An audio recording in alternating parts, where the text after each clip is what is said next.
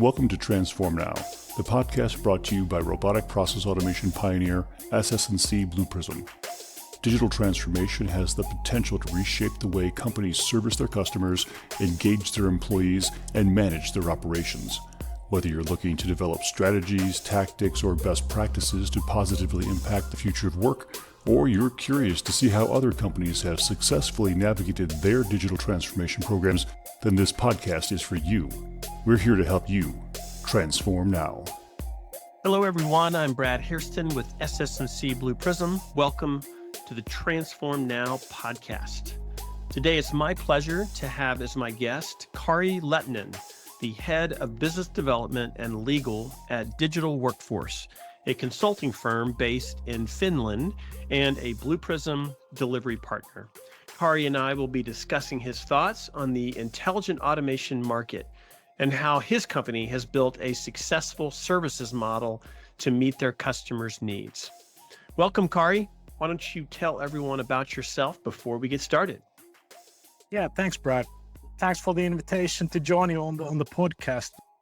I'm Karri. I've been in the ICT industry, if you will, for the last 25 years, ever since getting out of uni. I am a lawyer by profession, as my title would suggest, but been working my way out of that legal mess for the last 10 years or so, moving on the business side of things, first in software, and then more on IT services for the last, I would say, 5 years or so. I've joined this company 3 years ago, in 2019, just before the pandemic. Yeah, it's been a wild ride. Excellent. You left out the most important thing, that you support the Dallas Stars hockey team because of all of our Finnish players on our team, but that's okay. I did notice you have both a master's in law and an MBA in business strategy. That's quite the combination. Did you envision yourself going down the legal front as an attorney 100% initially, and then things kind of evolve from there? Or tell us about that. Yeah, that is kind of what happened. So coming fresh out of law school back in 1995, so that's how old I am. You kind of figure that you're going down this certain career and whatnot, and then things usually don't quite end up that way. So I ended up in business, and then I got more and more into sales and acquisitions and all that kind of stuff. And then finally at 2006, well, like I got to see how things work really. Mm-hmm. A lot of things, did the MBA in a couple of years, and then really moved relatively quickly after that to actually business responsible roles for direct sales and business units and all kinds of stuff. Really haven't looked back since. Once you get into sales, it's very addictive, in my opinion. Yeah. So, Karri, why don't you tell us more about Digital Workforce, when the company came into existence, and how you partnered with Blue Prism in the early days of RPA?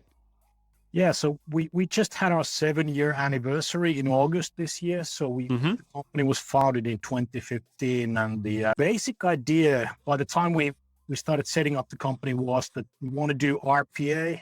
We want to do RPA more specifically as a service, and we want to do RPA specifically in healthcare. So we saw that there's a big demand for these type of services in the healthcare sector in our neck of the woods for various reasons, demographics, shortage of skilled labor, all that kind of stuff. And we saw, well, this is a great way to improve the lives of the nurses and the doctors and the patients for that matter. So that's where we started. And then obviously that was like the perfect timing. It was initially we did a little bit of a technology assessment, selected Blue Prism, which was by far miles ahead of everybody else at that time in this space. And I started going from there. And then it was just like, as we say in Finland, it's like a snowball effect. You start rolling and it just gets bigger and bigger and bigger.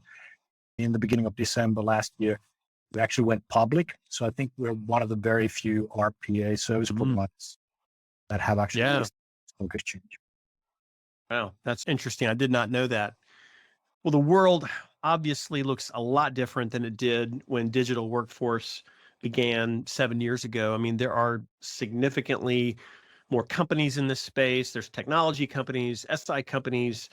industry analyst now that focus on intelligent automation quite a bit. How would you describe the current era of automation from your vantage point? Yeah, it is very interesting time in this industry, in my opinion, because kind of like the last 5 years, we've gone down to RPA really becoming a mainstream and big market, and a lot of companies entering into the space. And I think we're kind of at the verge of the next step. You guys in SS&C know this more as well as we do. So we're moving as a company. We think we are moving to the direction where RPA used to be a lot of like task automation, and you're making your individual like small functions more efficient, or small tasks more efficient within the company. But now we're starting to look at the customers looking at like end-to-end process automation. So it's really looking out for their core processes and not just automating. I'll give you an example. If you're in manufacturing company, one of their core processes might be order intake and how do you kind of get the production going. We've automated various parts like data entry in the order intake. We've, certain like price checks and stuff like that, but they're like tiny snippets of the entire end-to-end process. And we believe firmly that the next step is actually going one level higher, or maybe a couple of levels higher, and start looking at start to finish. How do you automate the whole process or orchestrate the whole process, including the people involved as well? So it's not about RPA so much anymore. It's going to be more about end-to-end process automation as best. Okay. Karri, clearly there are hundreds and hundreds of companies in the market that do intelligent automation work. How does digital workforce stay competitive, especially with the large players out there, the big four, the mid-tier firms, and others? That's a great question. We've always been quite successful. Obviously, first of all, pick your battles. Don't go after the Fortune 100 companies, because they're not going to buy from somebody, like we consider ourselves mid-sized service provider. They will go the Accentures of the world, and that's fine. That's perfectly okay with them. So stay in the right vertical and in the right size customers. So play on the field where you're the strongest.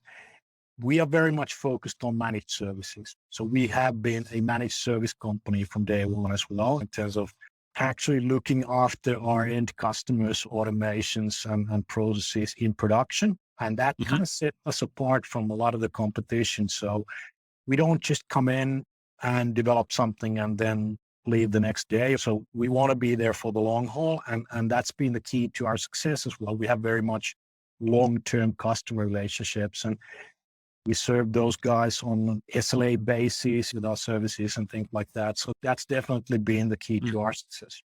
What percentage would you say of your customers are you providing managed services for?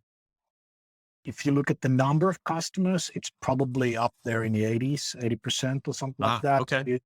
So it is a very dominant part of our customer base. We do have customers where we only do development work, but they are a minority, and it is kind of shrinking. Do you see that in general as a big trend in the market around automation? Are companies more and more wanting third parties to manage that space, not just host it, the infrastructure piece, but actually manage it, provide the enhancement services, building out new automations when needed? Is that a trend you see? A couple of major trends I've recognized. One is, managed services, which in many parts of the world is driven by the lack of skilled labor. It's like, short of RPA experts, right? Right. You have a team of your COE or a team of RPA experts, and somebody poaches them from you. They're hired away. They're hard to replace. So there becomes a point where companies go like, "Oh, it's too hard. I just want to buy this as a service." And that's very often when they come to us. There is also a trend which we see in terms of the large companies are now trying to insource a lot of their COE or RPA activities as well. So it goes both ways.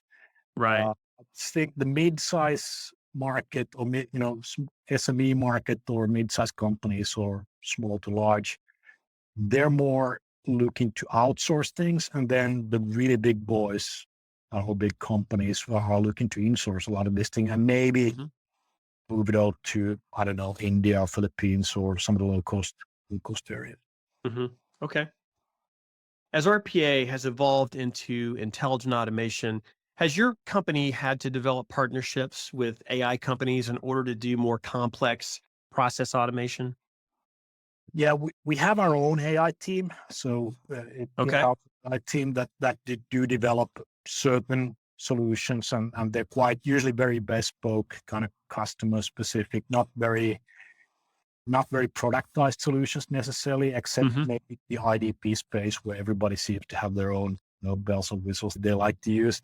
So we have to partner with AI companies. And I don't really mean that AI technology companies could provide the algorithms themselves or whatnot, but we need to partner with companies that have data scientists and people with those type of skill sets. And it could be, I don't know, intelligent voice recognition. That's a different expertise to IDP, for example, intelligent document processing. So there's all sorts of different, I mean, AI is a very, very broad term, right? Right. You got extremely complicated things, and then you have something that's more simple, and usually the same knowledge is not with the same person. So yeah, we do partner with quite a lot of different AI companies, very much also local AI companies that just have super skillful people. It's one of those occasions when you walk into a meeting room and you feel like you're the dumbest person on the room because everyone else PhD. That happens a lot with me. I don't need. Yeah, exactly. So let me hone in on the Nordic region where your company exists, where you started. I mean, you're global in scope now, but how does automation where you are compared to other regions of the world?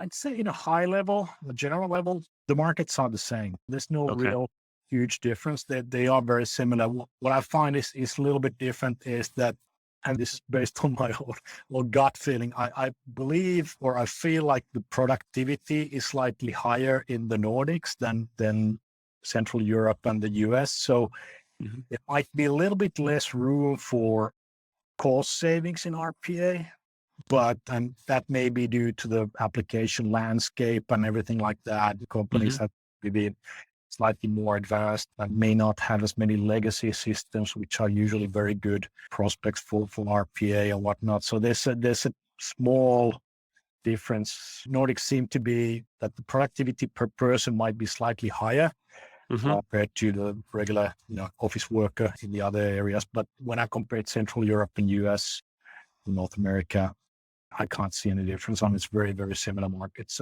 Market sizes are different. Company sizes are different. European markets tend to be more SME driven.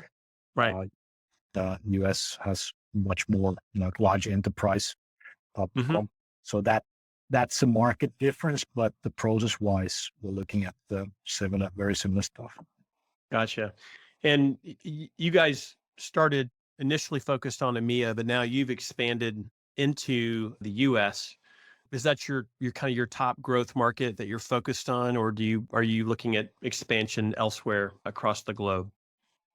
Yeah, it's definitely a focus market now. So initially, when I joined the company in 2019, one of my first things was to set up digital workforce in the US, and we did. And then the pandemic hit, and that kind of threw a spanner in the works. But since the late 2021, early 2022, we started the growth again in terms of headcount and whatnot. I believe we're at so there used to be like only 2 people on ground for us.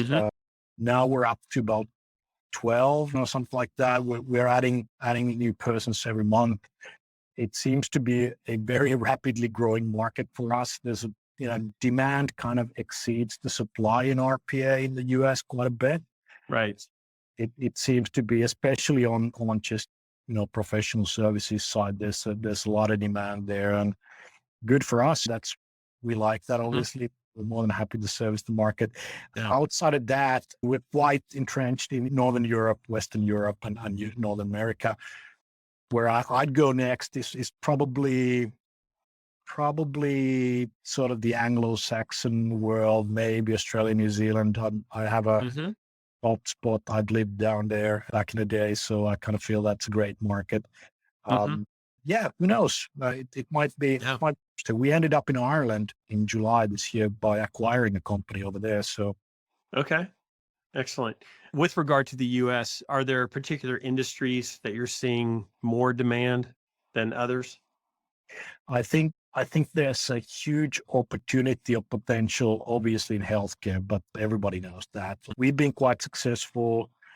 I mean, you have the usual suspects: finance, insurance, those sectors. We're strong in utilities, so for us, that's a good sector. And then manufacturing. I think manufacturing is interesting because it's also coming back to the US. So Mm-hmm. all the turmoil happening in the world and whatnot, and the different political stuff happening between countries, and also just the COVID effect on supply chains and everything. It's interesting to Right. see. I believe that the US manufacturing is going to grow, need to be efficient. So I think that's a good segment for RPA as well to help them out and process automation altogether. Okay. Karri, while most companies around the world are now doing automation in some form or fashion, the majority of them have not scaled it across their organization and realized the full value of this capability. Why do you think that is the case? Yeah, I think that's $1 billion question. That's what the industry is trying to figure out. To me, I think one of the key issues around this, it's not as easy as everybody likes to think. I'm not a technical guy, right? Probably I'm usually the least technical person on every call that we're attending. This one included, by the way. And if I had to create an automation using any of the RPA tools, I don't think I'd manage that, even if my life depended on it. So that's the thing. We think it's low code or no code and easy to implement. It's not that easy. Like as sales guys, we like to tell people it's easy and whatnot.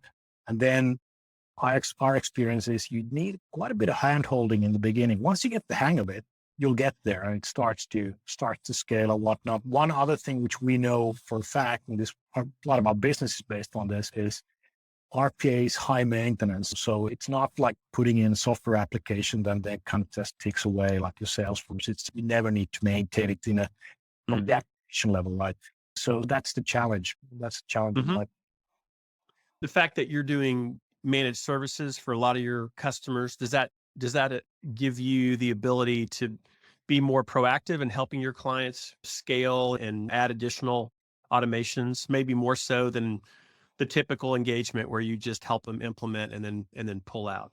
Yeah, absolutely. So basically, when we take over the support and maintenance of their automations, so not the robots, I mean, sometimes the robots themselves, but really the processes that they're running on those robots. Mm-hmm. And we do a handover from the customer over to us.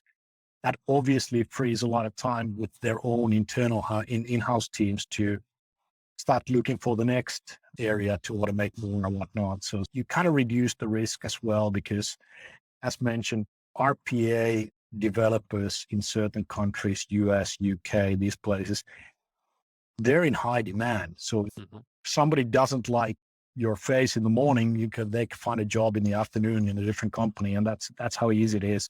So then if you're relying on the support side on your in-house team, unless you have a very sizable team, you're running a risk of losing your key resources. And then being stuck, we've had interesting discussions with customers who automate something that's super business critical, top line automations, and then the team has gone, they're left, and they kind of call us almost teary-eyed, like, can you guys help us? They're like, well, we can have a look at it. No promises. Right. It is what it is. Your company has been a big proponent of our robotic operating model, or the ROM. What role does it play in the work that you do for your clients?